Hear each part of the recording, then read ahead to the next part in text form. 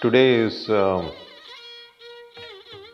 Purnima, that is full moon day of Ashadha Masa, which we celebrate as Guru Poornima, the day once a year at least when we show our respect to our gurus and acknowledge their role in our well being and in our growth as well.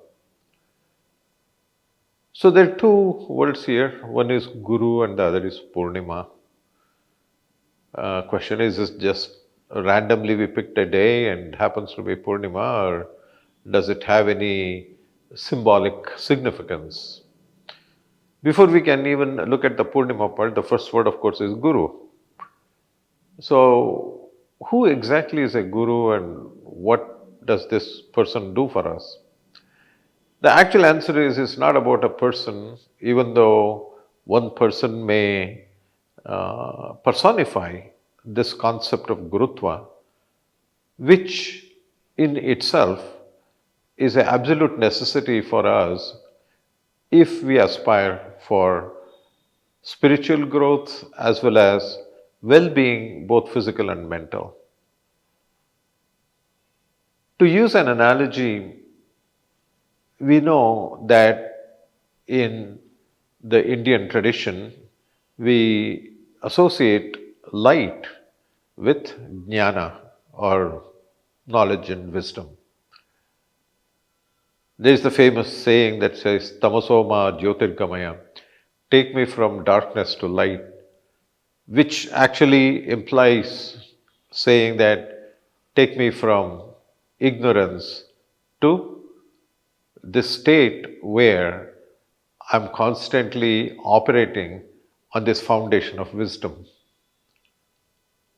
So, to continue that same analogy, let's say I want to gather some knowledge which is useful for me, and I'm living in a place full of darkness. So, there is no real light coming towards me. Then the question is, what do I do? In this darkness we call ignorance, and most of us are ignorant about many things in life, even though we kid ourselves into thinking that we know actually a lot of things. In such a state, if I were to go outside and look up at the sky, I find that there are, on a clear night, there are millions of stars in the sky. All of these stars are not only very big, producing a lot of light, but they're so far away. Even though there are so many, they're so far away that the amount of light I can get from that is very small. Similarly, in this world, there are many things that actually contain knowledge. But for me, mentally, they're so far away that I really cannot depend on that as a source of light for me to know where I'm going. If we were to be living in daylight, of course the sun is there for us. But to attain that state, which is symbolized by having sun always visible to me, that would be equivalent to what in Samskrita we call aparoksha jnana. That is, being constantly aparoksha means that there's nothing in between. So, can I really reach the state where I'm in constant contact with that universal intelligence, or what you may call God? The chances are there are very few of us who can actually accomplish that. So, what about the rest of us? What do we do? Just like I cannot depend on the stars, there's another source of light. Sometimes, when there is a storm, when there are a lot of clouds in the sky, occasionally there will be a lightning between one cloud and another cloud, which is momentary. At that moment, of course, I can see the whole landscape, but that too doesn't happen often. So, what else is left? The only thing that's left for me is the moon. The moon actually doesn't generate light by itself. It is actually giving me the reflected light from the sun. It is in constant, not physical touch, but it's constantly facing the sun. It is constantly getting that light from the sun, and that is what it reflects towards me. Similarly, a guru is sort of like a moon who will reflect the knowledge and the wisdom that he gains or she gains from direct exposure to the what you may call God again, but I would rather call that as the universal intelligence because it knows everything. We are talking about wisdom, sarvajna. So when this individual, the guru, is actually facing that intelligence constantly, he or she can reflect that towards us. As you know, if I'm standing in the sun, it can get very hot. I may start sweating and I may actually not be comfortable. Whereas on the other hand, if I'm looking at moonlight, it is very pleasant and it's very calm. Similarly, the jnana or the wisdom that comes to us through our gurus is not only very calming, but it's also very pleasant. So, we would be remiss if we did not acknowledge this at least once a day and just show our gratitude that we are in contact with this source. And like I said before, it's not that individual may personify for us this concept of gurutva, which actually is a lineage that surpasses time.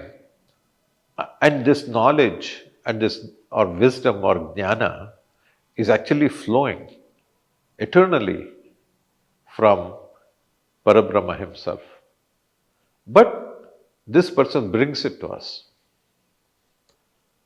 Another analogy I would like to use is this funnel system. We use a funnel to pour a liquid into a bottle. And if you look at the funnel, you realize that it's very big on one side and it's very small on the other side. A guru is like that, where he or she can penetrate into us on one side, but at the same time is exposed to something very big in the universe.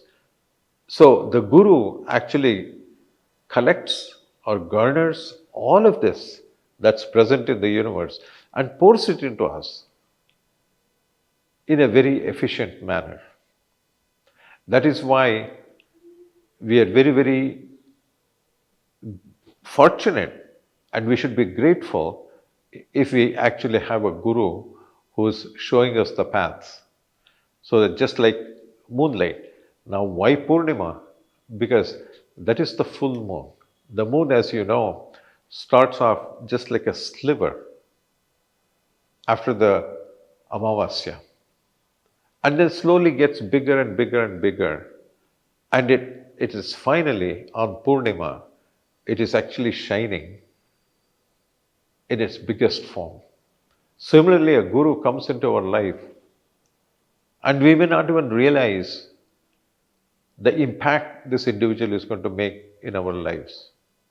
We may not realize how big it is, but with time, it actually grows bigger and bigger and bigger. And unfortunately, just like the moon, it also gets smaller and smaller and eventually disappears. So it is a temporary thing. Unlike the sun, the moon, for us, the moon itself doesn't change its form. But what we see, what we get in that reflected light, it will reach a peak in our lives and then slowly it will disappear and go away.